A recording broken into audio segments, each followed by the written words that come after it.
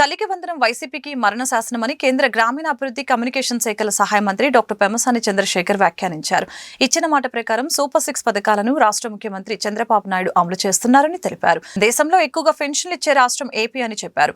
Button నొక్కితే ప్రజా సంక్షేమం, రాష్ట్ర అభివృద్ధి జరగదని ఎద్దేవా చేశారు. Guntur Amaravati road A1 convention హాల్లో GDCMS చైర్మన్ వడ్రానం హరిబాబు అభినందన సభ శనివారం అట్టహాసంగా జరిగింది. కార్యక్రమానికి ముఖ్య అతిథులుగా కేంద్ర గ్రామీణాభివృద్ధి కమ్యూనికేషన్ శాఖల సహాయ మంత్రి డాక్టర్ పెమ్మసాని చంద్రశేఖర్, రాష్ట్ర వైద్య ఆరోగ్య శాఖ మంత్రి సత్యకుమార్ యాదవ్, ఎమ్మెల్యేలు ప్రతిపాటి పుల్లారావు, మహమ్మద్ నజీర్, యార్లగడ్డ వెంకట్రావు, తులసి రామచంద్ర ప్రభు, తాళ్ల వెంకటేష్ యాదవ్, షేక్ సజీల, జనసేన పార్టీ జిల్లా అధ్యక్షులు గాది వెంకటేశ్వరరావు పాల్గొన్నారు. ఈ సందర్భంగా పెమ్మసాని చంద్రశేఖర్ మాట్లాడారు. పదవి అలంకారం కాదని బాధ్యత అని చెప్పారు. GDCMS చైర్మన్ గా వడ్రానం హరిబాబు రైతులకు న్యాయం చేయాలని అన్నారు.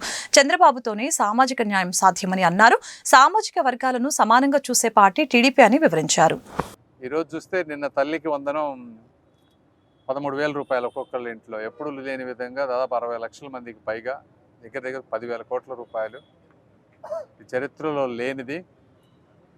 నా వ్యక్తిగత అభిప్రాయం ఏంటంటే తల్లికి వందనం నిన్న ఏదైతే జరిగిందో అది వైసీపీకి మరణ శాసనం. ఇది నా ట్యాగ్ లైన్. ఇది జరగబోతుంది. ఎందుకంటే ముఖ్యంగా ఇక్కడ ఈ చుట్టుపక్కల ప్రాంతంలో మైనారిటీ వర్గాలు ఎక్కువ ఉన్నాయి. కొంతమందికి 3-4 పిల్లలు ఉన్న పరిస్థితి కూడా ఉంది.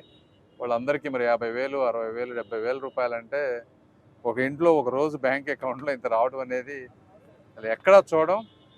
అదేవిధంగా మరి బాబు గారు ఈ రాష్ట్రంలో ఎంత ఇబ్బందులు ఉన్నాయి, ఎట్లా పట్టుకొస్తున్నారో, ఏ విధంగా చేస్తున్నారో మాకు కూడా అర్థం కాని పరిస్థితి. ఏదైనప్పటికీ తెలుగు ప్రజలు, ముఖ్యంగా పేదవారు అందరూ కూడా శ్రీ నారా చంద్రబాబు నాయుడు గారికి, అదేవిధంగా నారా లోకేష్ గారికి రుణపడి ఉంటారని నేను అనుకుంటున్నాను. సార్, రాష్ట్రంలో మీరేమన్నా ఇట్లా అభివృద్ధి మరణ శాసనాలు సూచిస్తున్నారు వైసీపీ, కానీ వైసీపీ నేతలు మాత్రం పెమ్మసాని మాకు ఆయనతో మేము ఏంటి దండం పెట్టేస్తాం, ఆయన డబ్బులు ఉన్న మనిషి అన్నట్టుగా మాట్లాడుతున్నాం. ఏంటి దాని మీద? అంబటి రాంబాబు అనే మాజీ మంత్రి వైసీపీ, ఆయన గురించి నేనేం మాట్లాడతానులే కానీ గురించి మాట్లాడించారు. నేను అది కాదు, ఒకటే గుర్తుపెట్టుకోండి, మీరు ఏదైనా సరే ఇష్యూ మీద రండి. ఎవరైనా సరే డబ్బులు అనేది నేను కష్టపడి సంపాదించుకున్నాను, అందులో దాపరికం ఏముంది, ఎలక్షన్ ముందు ప్రజెంట్ చేశారు, దానికి దీనికి సంబంధం ఏముంది, ప్రజాసేవకి అవి ఉన్నాయి కాబట్టి ఈరోజు రూపాయి కూడా అవినీతి చేయకుండా ప్రజలకి నిస్వార్థంగా ఈరోజు సేవ చేయగలుగుతున్నాం, ఎంత ఖర్చులు ఉన్నా కూడా. నేను అడిగి మీరు ఇష్యూ మీద రండి. ఏదైనా డెవలప్మెంట్ మీద కానీ, ఆ పథకాల మీద కానీ మీరేం చేశారు, మేమేం చేసాం, 1 by 1 దానికి నేను నీట్గా సమాధానం గుంటూరు చెప్తాను. చరిత్రలో ఎన్నడూ లేని విధంగా పెమ్మసాని గారు వచ్చిన తర్వాత అభివృద్ధి అనే దానికి ఒక నూతన బాట వేశారు. నేనే కాదు, అందరూ ఉన్నాం, మా ఎమ్మెల్యేలు అందరూ డైనమిక్. నజీర్ ఉన్నాడు, యంగ్ డైనమిక్, తిరుగుతున్నాడు ప్రజల్లో బాగా. నిన్న కూడా రైల్వే వాళ్ళ దగ్గరికి వెళ్ళాం. ఒక 8 కోట్ల రూపాయలు ఒక డ్రైనేజ్ ఎప్పటి నుంచో పెండింగ్ ఉంది, దాన్ని తీసుకొని వచ్చాడు, అది సాల్వ్ చేసాం. రైల్వే వాళ్ళు కడతా అన్నారు.